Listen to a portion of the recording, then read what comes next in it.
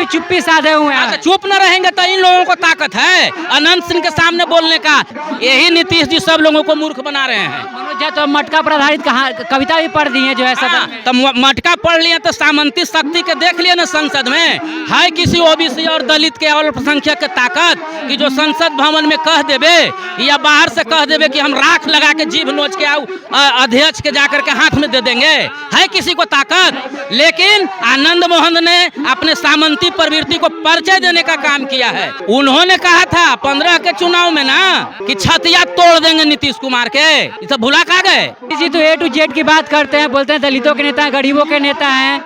वो दलितों के नेता हैं। और ललन सिंह को ऊंची जाति के जो 10% के स्वर्ण हैं उनको अध्यक्ष बनाए हुए हैं। यही तो जगदेव बाबू कहे थे कि बाघ और बकरी को एक घाट पर जो पानी पिलाने की बात करता है वह तो मूर्ख है या तो एक नंबर के फरेब है, सब लोगों को मूर्ख बना रहा है। आज जगदेव बाबू ने 90 और 10 के नारा दिया था तो ऐसे ही जात के पार्टी बना करके इन्हीं लोगों ने हम लोगों को ताकत को कमजोर कर दिया है। कोई कीमत पर हम लोग 90% को एकत्रित करेंगे। नमस्कार, अभिषेक के साथ एक्टिविस्ट देख रहे हैं आप। देखिए अभी हम गर्दनी बाग में हैं और यहाँ पे 24 सूत्री मांगों को लेकर जो है धरना दिया जा रहा है। शहीद जगदेव प्रसाद के जो है शहादत दिवस पे यहाँ पे जो लोग हैं यहाँ पे धरना दे रहे हैं। बातचीत करेंगे लोगों से। धरना क्यों दे रहे हैं सर? क्या नाम हुआ आपका? राम प्रवेश यादव। धरना क्यों दे रहे हैं आप लोग?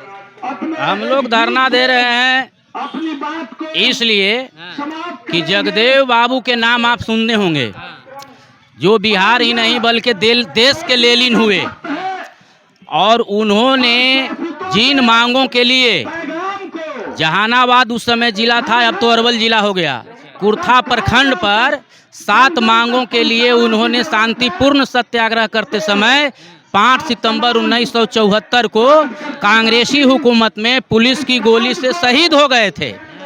उस समय से आज तक उनकी बनाई हुई पार्टी शोषित समाज दल ने उन मांगों को पूर्ति के लिए देश और प्रदेश में संवैधानिक अधिकार के तहत शांतिपूर्ण ढंग से धरना प्रदर्शन और सत्याग्रह के माध्यम से मांग करते आ रहा है, जो आज तक उन सभी मांगों में केंद्र की सरकार और प्रदेश की सरकार पूरा नहीं कर सकी है।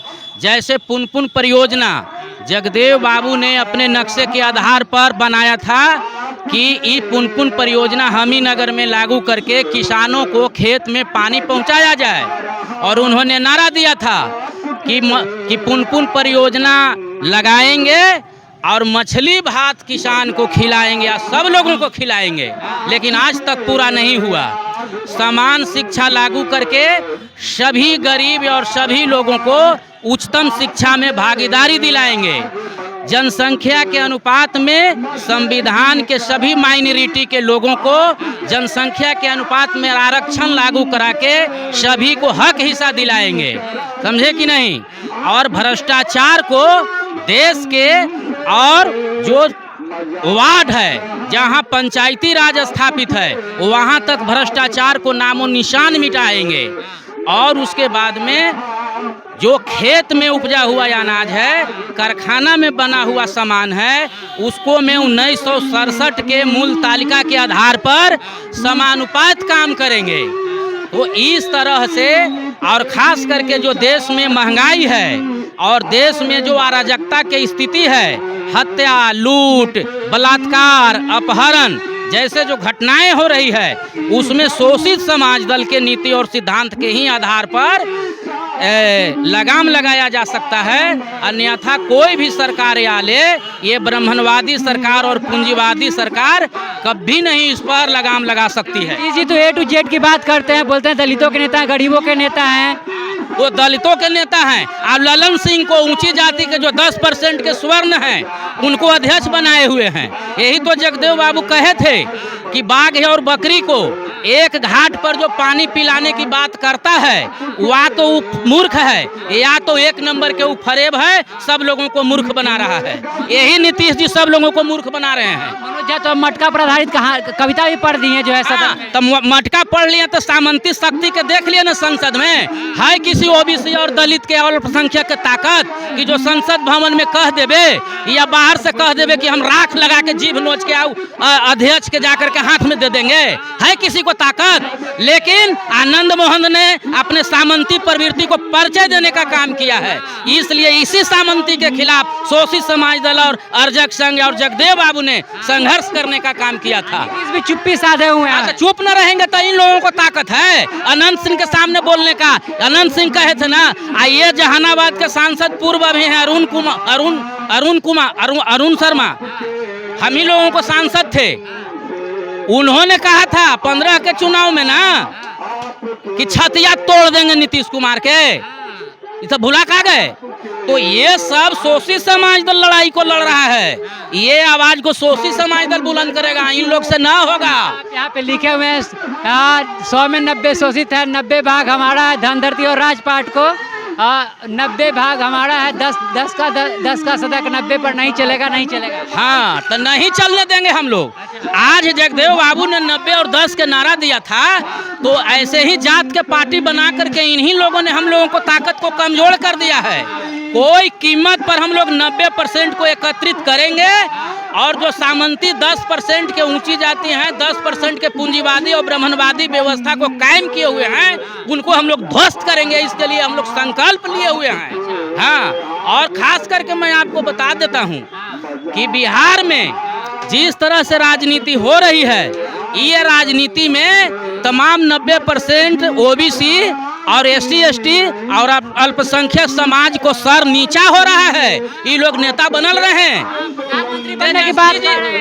तेजस्वी जी नौजवान हैं, लालू जी थे आदरणीय थे, लालू जी ने 90 में लड़ाई लड़ने का काम किया था, उनको हम लोग उस समय सम्मान करते हैं।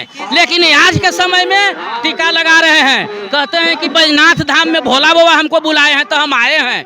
क्या बदल गया? यही लड़ाई है, इसलिए नहीं लड़ना है। जो लड़ाई लालू जी ने शुरू किया था वही लड़ाई आज जरूरी है। हाँ, जगदेव प्रसाद ने जो शुरू किया था उस लड़ाई के तो हम लोग लड़िए रहे हैं। प्रधानमंत्री बनने के लिए तो प्रधानमंत्री न बन रहे हैं। अशोक चौधरी और ललन सिंह जो उनका अध्यक्ष हैं, दोनों झगड़ रहे हैं, उठ के भाग रहे हैं, दोनों में मिला जुलाव भी नहीं कर रहे हैं, यही तो प्रधानमंत्री बनेंगे। और ये जो सबको गोलबंद करते चल रहे थे, तो अब सबको गोलबंद तक केजरीवाल जी कहाँ भाग रहे हैं, ममता बनर्जी के क्या हाल है? इन लोग से पूछे, इन लोग प्रधानमंत्री नहीं बनेंगे, इन लोग बरगला रहे हैं। और नरेंद्र मोदी के इन्हीं लोगों के कारण फिर 24 में सरकार ही बनवाने जा रहे हैं लोग। हाँ, इसलिए शोषित समाज दल तीसरा मोर्चा निछक्का 90% के बनाया है। इसको मैं आग्रह करता हूँ उपेंद्र कुशवाहा से, मुकेश साहनी से, चिराग पासवान से, जीतन राम मांझी से और नीतीश कुमार जी से और माननीय आदरणीय लालू प्रसाद यादव जी से मैं मांग करता हूँ, अखिलेश यादव जी से और मायावती जी से और चंद्रशेखर आजाद जी से कि भाई आप लोग ये तीसरा मोर्चा में शोषित समाज दल के नेतृत्व में सरकार बनाइए, निछक्का 90% के और हक हिस्सा सब लोगों को दीजिए।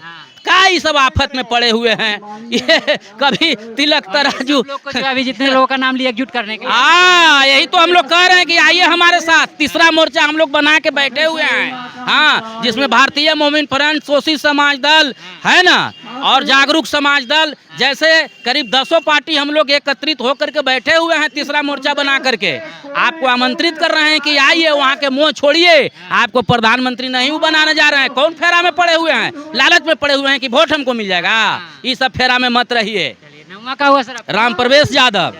कहाँ से हैं आप? हम अरवल डिस्ट्रिक्ट से हैं, यहीं बिहार से रहने वाले हैं। राम प्रवेश राम जी हैं। बहरहाल यहाँ पे 24 सूत्री मांगों को लेकर जो है धरना प्रदर्शन किया जा रहा है। आपकी प्रतिक्रिया क्या है इन सब मामले को लेकर के जो है प्रतिक्रिया कमेंट बॉक्स में लिखिएगा। देखते रहिए एक्टिविस्ट में। बहुत बहुत धन्यवाद।